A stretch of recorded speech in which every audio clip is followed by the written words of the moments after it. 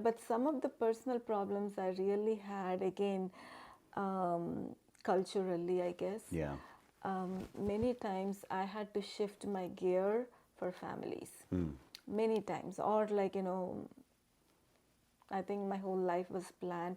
Even though I was turning it to my advantage because of my nature, I don't want to complain, I just want, but all my decisions were to be aligned with my family, Yeah.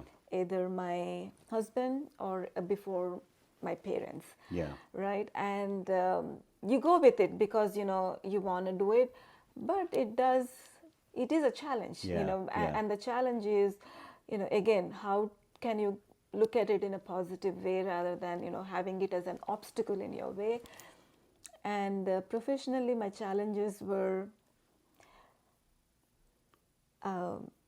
not getting a job, Mm. because as an immigrant, this is backstory, like, Yeah. when it is not very common, especially people in the science field who would do research, it's not very common to get sponsored for jobs in USA.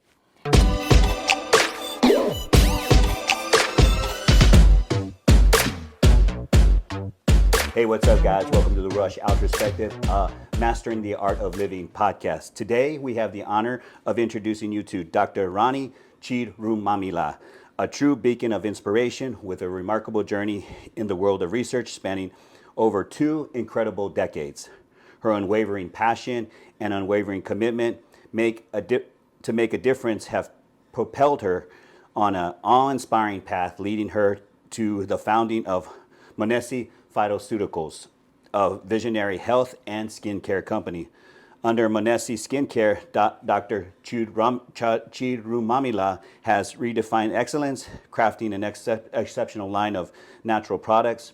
Her meticulous attention to detail and unwavering dedication shine through every creation. Our goal today is to ignite your sense of purpose and embrace into determination. And we hope that Dr. Chirumamilla's story will awaken the fire within you, urging you to be fearless, pursuing your dreams, embrace innovation, and leave an indelible mark in the future. Dr. Chirumamilla, nice to see you here. Finally, we finally got together. Yes, thank you for having me on the show, and you can call me Rani. It's Okay, easy for me and for you, that's perfect. for Yeah, everyone to remember. yeah, yeah. One of the things that when I started thinking about the next person to feature, something you had posted on one of your posts on Facebook that really stood out, and it kind of just like it. I think it would check the box for everybody at one time or another that they felt. And you said sometimes you have to stand alone for what you believe in and dream for. Yes. Talk to me a little bit about what you were referring to that when you posted that. It's about everything. It's just not about the work, even Yeah. at a personal life. Uh, the ideal world is very far away, distant. It sometimes can be a dreamy land for many of us. For some, they are lucky. Everything can be idealistic. But for many, there are so many obstacles, and not everyone around you could be aligned with what you believe, what you dream, or want to be part of it. And it can be a very lonely journey, but that should not discourage anyone from not dreaming Yeah. and from not executing into action so that dream can turn into reality. Yeah. And to be honest, when I posted that, I was feeling very lonely, because entrepreneur life is not easy. Yeah. You're changing hats every day, and you start off small, everything, you're trying to bootstrap everything and do yourself, so you can pour into this company your heart and soul and everything. So I think when I posted that, when I was having one of those days of like, oh my man, like, what am I doing, like, versus like my earlier life in the corporate world. Mm-hmm. Yeah, I had my set responsibilities. I go, I come back, and you have a paycheck. Yeah. Whereas here, you're constantly struggling, trying to build the business, trying to keep motivated yourself. And again, as I said, not everyone around you could be aligned with you. They are all well wishers, don't get me wrong, but they do not feel the same pain. They do not have the same thinking as what you are going through. So it's you are feeling it, you are trying to overcome it, and it's up to us to set in our mind, yes, I'm feeling low, but what do I do to get over it? I think me posting that day and sharing with my Facebook friends is me putting my heart out there, because there are many people out there who could be feeling the same, and it is a constant feeling we all experience, but it is how we get over it and we move forward, take the challenge again the next day and keep going. But that was the truth. I was feeling down that day. You know what? And there were a lot of things that spoke out to me. One of them was that there was strength in your courage to stand alone. Number one, right? That you're posting this thing in a sense of vulnerability, and there's courage in what you wrote. And that really stood out to me because, especially, I kind of know your journey, and being the founder of Monaesi Skincare products, and I understood what you were talking about at that moment, and it spoke to so many amazing things. And I think a lot of times people will kind of relate to what you're saying about, that you kind of felt you felt alone in that moment. We've all had that moment where we're like, man, I'm on this journey and I feel alone right now. Yeah. See, we are surrounded by family who loves us. We are surrounded by friends who loves us. I'm blessed to have very good friends, family and all, but still the deeper inside you are you fighting against what you want. Yeah. And that is your journey. No one can make you do. It's you who have to take that stride. Yeah. So that is a lonely journey for anyone. No one can hold the hand and walk you. Speaking of which, what I've learned in doing these podcasts is that everyone has a unique path they're on, right? It's, in this wild adventure, what we call life, right? Give us some insight on your life story and maybe share some significant milestones that brought you to this very moment of being the founder of Monaesi Skincare. It's life story. I can Just talk forever. Summarize. I know. I was just joking. I can talk forever. Hey, we got so forever. Going backwards, so I come from south of India. Okay. From a very traditional family, and my mom was stay-at-home mom, taking care of us. My dad was the breadwinner. That was the kind of setting I have, and I was raised by my grandmother in a small town. It's sort of like everyone knew everyone, you're like a big family, the whole village. So that's the foundation I have, very traditional, maybe you can say conservative in a way. And me being here today is like, everyone sees the outside glory of it, but there's a lot of mental journey, mental switches. I had to change my gears to be where I am. And it all started as we are growing up, all the parents have the, best things for their kids. My parents wanted me to become a doctor. And indeed, I wanted to become a doctor. And the reason was not because my parents wanted me. So I used to have a neighbor who is a gynecologist. And whenever I would go to their home to play with their kids, I used to see these patients, she's helping them out. So that's what I want to help people. So the service was what in my head. And so I grew up pretty much thinking it was going to be a doctor. But when I came to my high school years, again, I met another doctor, and who told me, Rani, why do you want to become a doctor? You will not have a life, because she's a doctor, her husband is a doctor. So, and then I said, no, but I want to help people, get better. And then she told me, there are other ways you can help people. You can be a scientist creating the drugs that doctors use to cure the people. I was like, wow, this is interesting, which I never knew before. All I knew was the traditional careers, doctor, engineer, lawyer. Yeah. And I was like, I heard scientist, oh, this is something interesting. Immediately it caught my attention, and obviously we didn't have Google those days, right? The only way to get to know is to actually do it.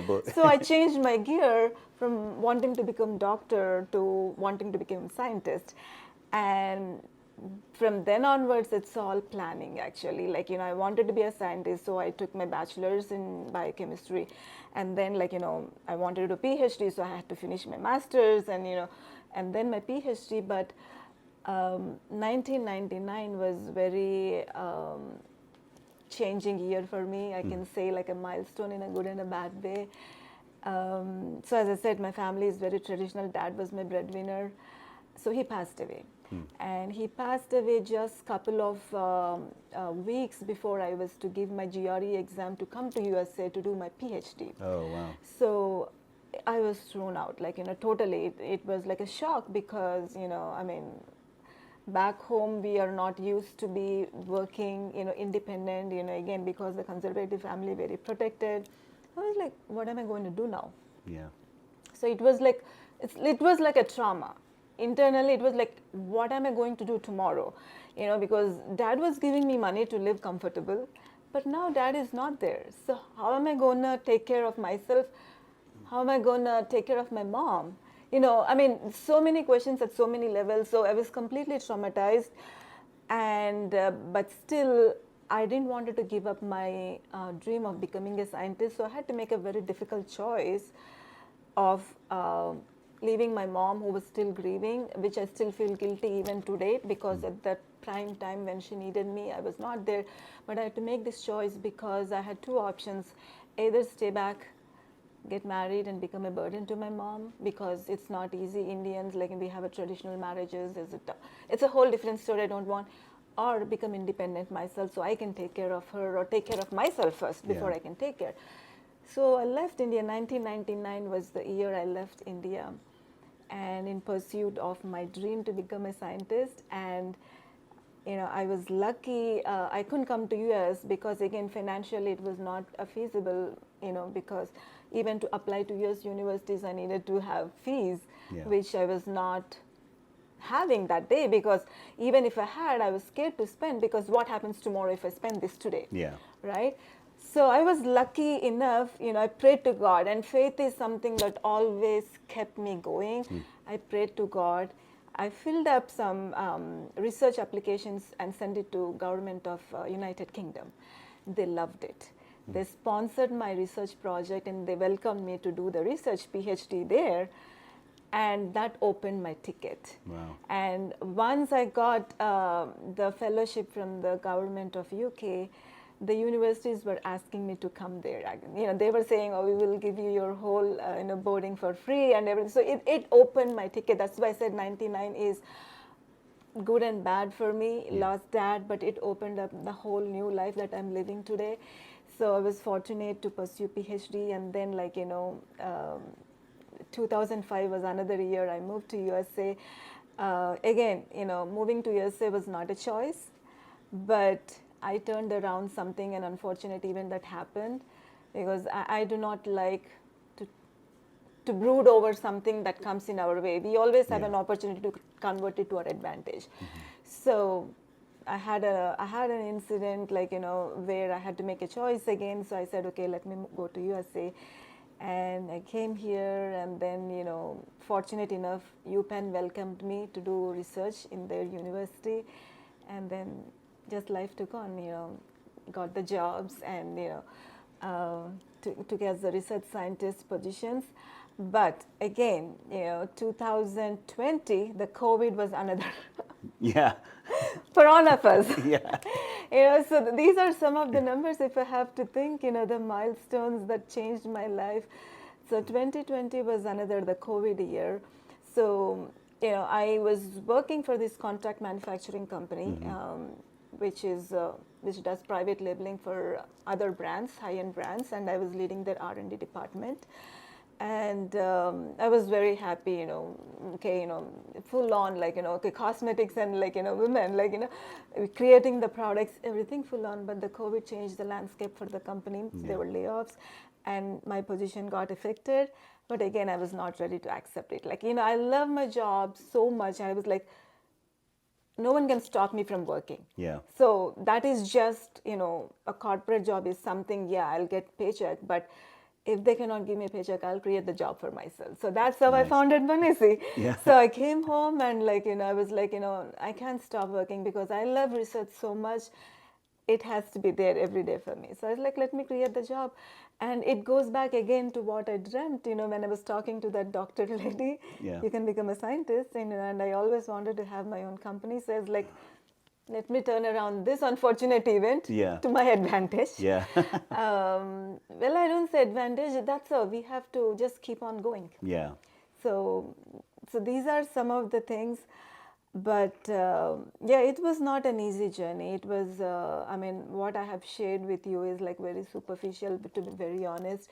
but the toll it took of having to take hard decisions of leaving my mom behind Yeah. against my conservative traditions, where I needed to be, around my mom, or go with certain set of traditions, moving to a foreign country where I've never left India before, and trying to be inclusive, like, wanting to be inclusive, Yeah. trying to fit in the foreign culture, in every way, from eating habits to the way you look, the way you talk. It's not easy. It Yeah. takes a toll on you. On one side, you're focusing for your dreams, but on the other side, you have all this burden that you have to breach through in order to focus that. Yeah. So it does mold you into a different person.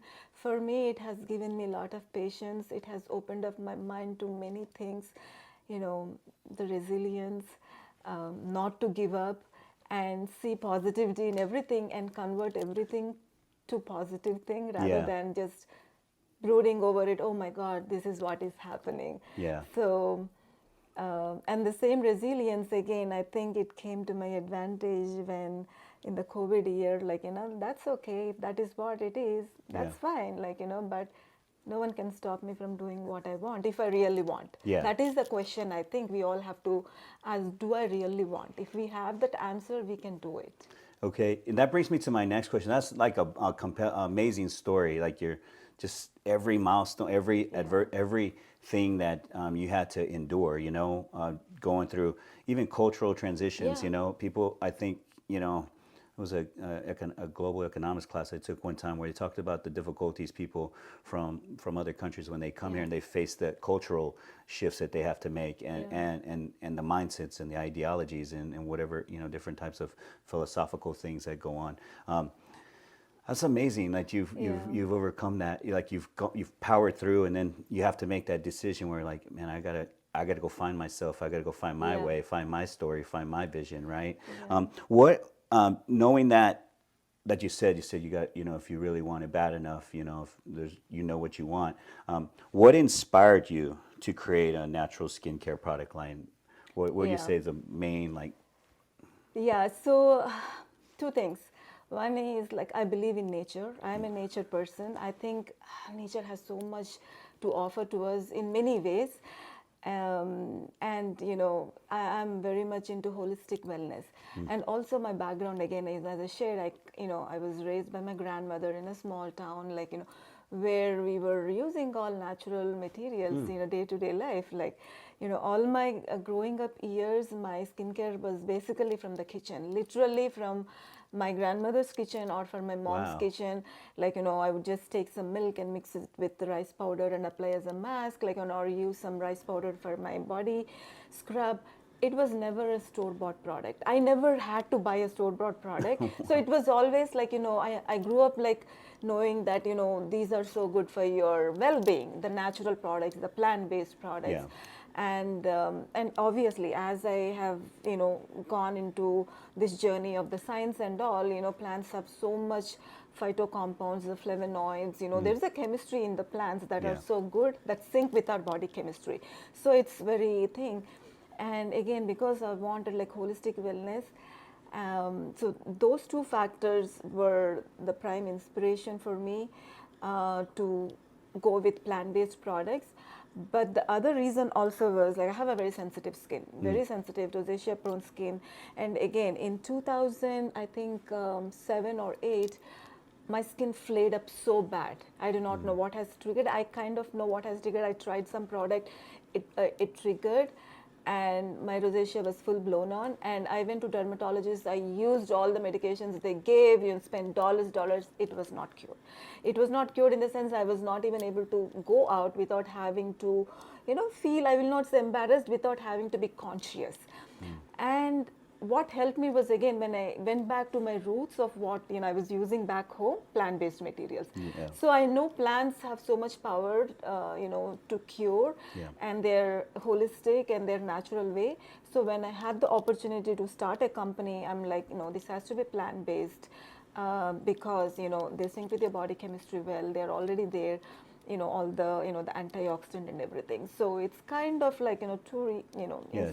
like knowing the power of nature and my wanting to have a holistic wellness, and me going through my own personal struggles. So I thought there are many people out there. Yeah. Because during that period when I was going through these struggles, it was so hard to buy a product. One, I was scared to put anything on my skin, it would flare up. Two, the market was bombarded with so many products, it was confusing. Like, oh, this one. And like, as a consumer, obviously, I want to look beautiful. Like, and every product is promising something, Yeah. but I cannot put everything. And not to mention even the dollars, they're all expensive. So all this kind of were, stuck in my head. Yeah. Those difficulties I had, and my positive experience using plant products in my childhood. And so when I have the opportunity, like I told myself, it will be plant-based and clean products. That's awesome. Full disclosure, my fiance uses your skincare product. She swears by it every day, Yeah, like thank you. she's been a big fan of your product line for a long time. Yeah. How would you define excellence in skincare product? So I think excellence in skincare for me is the products should be effective and efficient for the consumer. They have to deliver something. I do understand that, like, every skin type is different. Ideally, one product cannot deliver the same kind of results for you or for me. There will be little variability, but they have to perform, at high efficiency, and it has to be clean. It cannot give any side effects of using it. Yeah. Which is often I'm hearing from people. They start on some regimen or some routine, and they see their skin drying up. So that is not very an excellent way of taking care of your skin, because what you are using should enhance the skin to be more healthier, and it has to empower the skin to be at its best, but not give any negative effects to the skin. So that is what an excellent skincare for me, that can perform very well, that doesn't give any side effects because of you using it, and that is efficient in every way. It has to be eco-friendly as well, because that is something we have to take care going forward. Yeah. It has to be friendly to your own self, it has to be friendly to earth. Yeah. So it has to perform well. Well, okay, so let me ask you a question. This is gonna sound weird. Do you have a product line for men too, or is it like your? Yes, actually, see, the current product lines we have, they are inclusive, men, women. Okay. So I have some customers, male customers, who love my moisturizer, the multifunctional daily moisturizer. Okay. And so they are inclusive. But I think it's coming. Men are coming to that stage where they want to take care of themselves.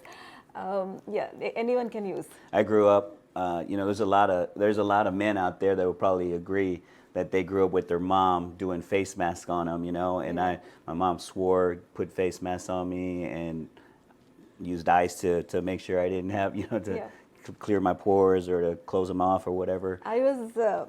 My kids use my products, Okay. like, not the night serum, but the moisturizer and the sunscreen.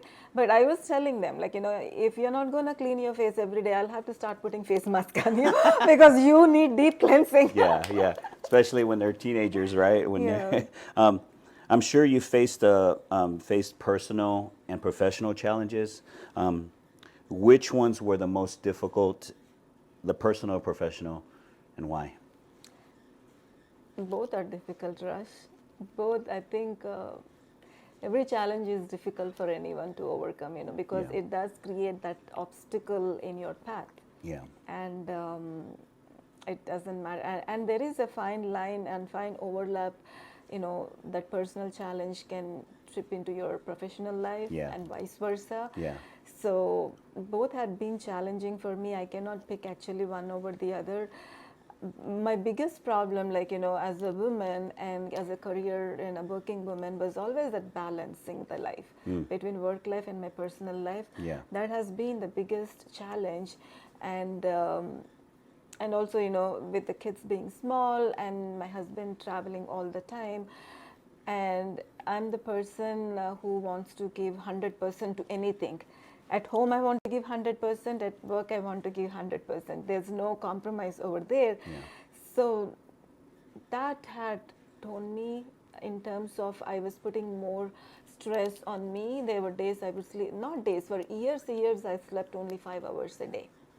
And that's not good for anyone. 5 hours sleep is not good. Yeah. So that work-life balance was certainly a challenge, and I'm still trying to figure out how to overcome it. I think it has become even more of a challenge now that I'm doing my own business. Yeah. Because you're responsible for your baby. Yeah. That is the business, and so that is constantly ringing in your head. So I find myself more thinking about my work even outside 9 to 5 than I was when I was in the corporate world. And I try to de-stress myself, because we need to, Yeah. taking self-care, like, trying to work out or walks, or, spend time with the family. But So they kind of go between. They kind of go back yeah, and they forth with each go other. back and forth. Yeah. But some of the personal problems I really had, again, culturally, I guess. Yeah. Many times I had to shift my gear for families. Many times, or like, I think my whole life was planned, even though I was turning it to my advantage because of my nature. I don't want to complain. I just want, but all my decisions were to be aligned with my family, Yeah. either my husband or before my parents. Yeah. Right? And you go with it because, you want to do it, but it is a challenge, Yeah, yeah. and the challenge is, again, how can you look at it in a positive way rather than, having it as an obstacle in your way. And professionally, my challenges were not getting a job, because as an immigrant, this is backstory, like, Yeah. when it is not very common, especially people in the science field who would do research, it's not very common to get sponsored for jobs in USA. Right? Gotcha. IT industry was different. So not only me, many of my friends, of my years of, my peers, we all had the same issue. We all were qualified, but there's no job sponsorship, because that requires a different, and I've always found it, like, challenging. Oh, I can do things, I'm qualified, but getting that job, because companies are not sponsoring jobs. So that was a professional challenge I have faced, and Yeah. I know I'm not alone. Many of my friends have faced that. And again, fitting culturally in a workplace, that is a challenge. It's an ongoing challenge. Well, let's see. I'm sure when people watch this, they're going to want to know how you foster personal growth and empowerment within yourself, and how do you inspire and encourage others to reach their fullest potential? For me, this is my way of dealing with my life. Yeah. Reflection. Okay. I am a deep thinker. I told you earlier, I reflect a lot on myself, like, and I do not fear to see myself or be a critic of myself. That is what I do. Like, I detach myself as Rani. Okay, if I feel I have failed at this, what has caused me to fail? Is it lack of my skill? Am I getting emotional? Like, I reflect a lot, I think a lot, and I try to separate myself from my situation and become my own critic. And I'm not afraid of doing that. I think we all should do that. That is a way of improving ourselves, and executing and accept it, and accept a failure, but turn it around again. Yeah. Because I think through failures is how we grow. At least for me, I have, it was not a rosy path. It was not a, ready to, baked cake that was handed over. Yeah. I failed many times, like, and but how we can cope with it is, for me, I feel empowered with prayer, truth. Okay. Faith is something that keeps me going. Faith in the God, and faith in yourself. That is also very important for Yeah. me. Again, like, because again, as I said, I had no one to direct me. Because Dad went away very long time back. If I had, I can discuss with him. Yeah. Right? It's pretty much I'm my own. Thinking in my head, standing aside, okay, is that good thing? Am I capable of doing this? So all this involves like, understanding yourself, becoming self-aware of what you are, what you can do, what you cannot do, accept what you cannot do, and figure out how you can do what you think you cannot do it. And it's okay if you cannot do it. I accept it. I do not want to excel at everything, and I accept, okay, I'm not good at it, that's fine. I'll try to learn if I can. If not, that's fine. But that is my way of growing, through self-reflection and accepting, becoming self-aware, keeping my faith in my prayer. But also, I think we all have, irrespective of our fields, we all need to be updated in our respective fields of education, continuous learning, Yeah. whatever it is. So that is something I always do. I try to keep up with what is happening, the latest advances in the biotechnology. It's a continuous learning. Yeah. Most of my reading, I don't read a book. I cannot sit with a novel, because Yeah. I'm reading my scientific journals. Yeah. That is my reading done. Wow, that's- So that's continuous learning is something that helps me to grow. And because I'm very passionate, I want to know what is happening. And yeah, pretty much, I Yeah. get motivated by people, but again, my motivation, I cannot completely get motivated by others, because it's their life, it's Yeah. their path, it's their journey. Yeah, it's inspiring, but for me to take that and execute, I have to motivate myself. Yeah. So it's again, you're alone in this journey. Yeah. It's only you have to figure it out. Yeah. When that's amazing, because it's like you actually, knowledge is power to you. You use Yeah. it as a as a weapon or as a tool to keep on building and keep on developing and and reflect. I like that answer, reflection. Yeah, I think it's a very powerful thing to do. Yeah, to if you're sit honest with yourself, right? Exactly, Yeah, you gotta have to be honest. truthful Yeah. to yourself. Yeah. That's why you cannot be scared to know who you are. Yeah. Because oftentimes I think we do not even go that deeper into thinking. Yep. But why am I getting angry? Like, am I angry that I was not able to do? I'm angry, is it because the other person is able to do? Yeah. Or am I angry because I'm not equipped with the tools? So all these questions will give you the answer. And once you know the answer, that is where I think, it will help us to grow, if you can work against it. Yeah. Okay. Going on that note, I always say, like, especially like listening to you right now, I know you have a wealth of information that you can pass on. I always say that post that you wrote really symbolized a whole lot. It was a very short. It was not a lot of words, but it was enough Yeah. words to have that depth.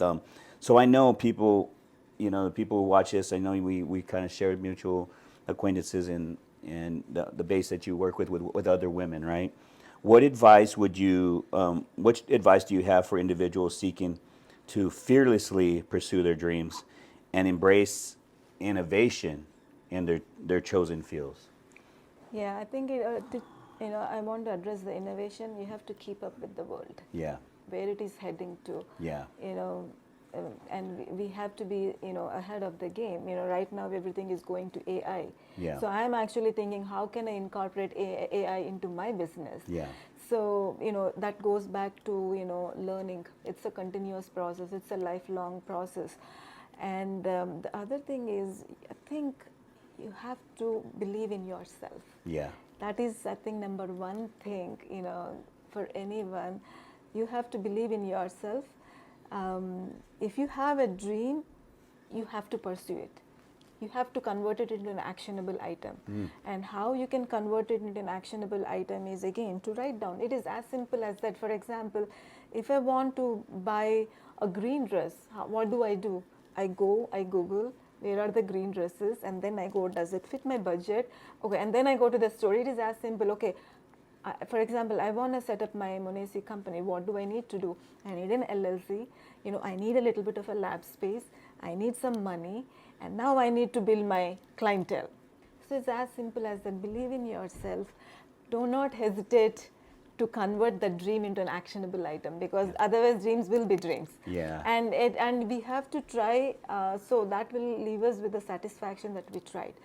And the result is immaterial. Yeah. It's the process, right? All the time they say. Because in this process, I think I have learned so much in the past 2 years. I think it has enriched me at a personal level as well. Forget about the having the company and all, but at a personal level it has opened my mind even further more than what I knew I didn't. Yeah. There are things I have learned which I thought I'm very well aware of, but I'm identifying myself again Yeah. through this journey. I think that is what is important. Dream, convert it into an action. Don't feel scared, and learn. Continuous learning is what is important, and making a plan. I think that is what is more important. Yeah. We have to write it down. I want to do this. How can I do this? Step 1, step 2, step 3, step 4. Yeah. Yeah. I love that part about writing it down. You know, what's that saying that if you write down your goals, You're and- already psyching yourself. yeah, and if you write down 10 things that you want to accomplish, maybe that if, because you wrote it down, like 75% of them get Yeah. accomplished or something like that. Because whatever one, you're making yourself accountable to Yeah. that. And sometimes I even do this. And which is like, I get shaky. I even speak it out. Yeah. Because if I'm speaking to Rush, okay, I'm going to write my own book. Now I'm making myself accountable. Yeah. Right? Yes. Yeah, it is Yeah. scary. It is scary because now, not even knowing if I'm doing, I mean, I don't do that, but sometimes writing it down does make us accountable to execute that. And it keeps us on the track. Yeah. And it helps us identify what we need to accomplish that. Right. That's what I tell Courtney, or Victor's son, Courtney's son Victor. I say, man, when you write it down, you actually Yeah. bringing your vision into life, into Yeah. the world. That's powerful. It's very powerful. Writing down your thoughts, especially what you want to do, is very. I'll tell you a simple example. So, I was doing this business class that Credit Union Texas is organizing. You must have heard about it. Yeah. So, in that, one of the workshops was, to have a vision board. I never had a vision board before. I know everything what I want to do. I have like in my head scattered everything. But because I went to the workshop, I forced myself to put the vision board. Rush, I'm not lying. I have put my dollar amounts I want to accomplish for this year, and I have accomplished this. It's not even half a year. Wow. So it is so powerful. Once you write it down, I think something tells us inside that you need to be on that. And also that is also thing, again, how much do you really want this? Goes Yeah. back to the question. Right. How it all goes down. How much do you really want this particular thing in Yeah. your life? Yeah, if you can't even write it down, like that, Yeah. that probably gives you an indication how bad you really want something. Yeah. How do you envision the future of personal care, the personal care industry, and the role that Monaesi Phytoceuticals plays in shaping that? So I think personal care industry is it's booming. It's making its own roots and branches.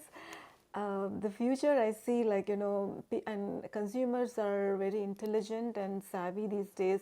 They want to know what is in their products. They are trying to educate themselves about what they're putting on the skin. So I think being transparent is very much needed by the companies.